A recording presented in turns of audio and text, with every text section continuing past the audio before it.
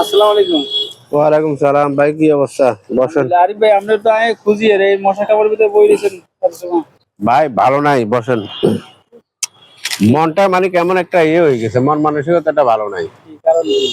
কারণ বলতে এই যে আজকে কয়েকদিন আমাদের দেশে এগুলো কি হইতেছে, এই যে গণধর্ষণ, এই সেই আসিয়া 4 বছর 8 বছর এভাবে মানুষকে যে হারে দর্শন করতেছে কয়েকজন মিলে, মানুষ যে আসলে এত নরপশু হয়ে গেছে।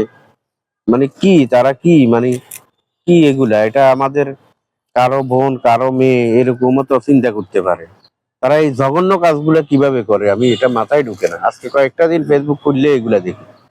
এদের কি কোনো মনুষ্যত্ব নাই? এরা কি আসলে মেন্টাল হয়ে গেছে? মানে সমাজটা কিভাবে একটা ধ্বংসের দিকে চলে যাচ্ছে এই ধরনের মনে হইতেছে।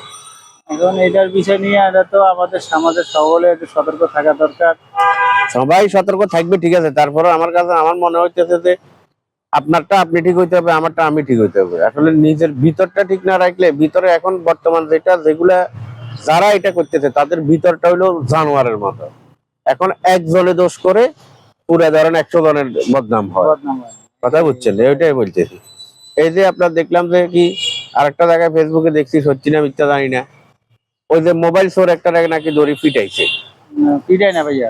শুনেন না, পিটাই এরপরে ওই খের দিয়ে যে মানে নিচে দিয়ে আগুন দিয়ে জ্বালাই দিছে। এভাবে না, আমি দেখছি আরেকভাবে। আরেকভাবে আমি দেখছি হলো যে আপনার ওই যে মোবাইল ছিনতাইকারী ওনাকে গাছের সাথে পিস বেলে বাঁধছে, বান্ধি ওনাকে খুব শক্ত করে রাখছে, রাখার পরে এরপরে খ্যার দিয়ে, মানে খ্যার কোনো ভাষায় বলে কুড়া, কোনো ভাষায় বলে খ্যার বলা হয়, নাড়ার যে ধানের খেতের ধানের যে ইয়েটা, তো ওইটা দিয়ে আগুন ধরে তাকে জীবিত মানুষ পুরাই দেয়।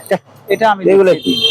তো সে মোবাইল চুরি করছে, অপরাধ করছে, ঠিক আছে। এখন যে যারা এটা পুরাই দিতে, এখন সে মোবাইল চুরি করে যে অপরাধ করছে, হেরে যারা মানে মাইরছে এইভাবে পুরাই, তারা তো আরো বড় অপরাধী। বড় তো কি শুরু হয়ে গেল আল্লাহ, এই জন্য টেনশন করে মানে চিন্তা করতেছি এখানে বসে বসে। যাক, দোয়া করেন, নামাজ পড়ে আল্লাহ পাক যেন তাদেরকে হেদায়েত নসিব করে।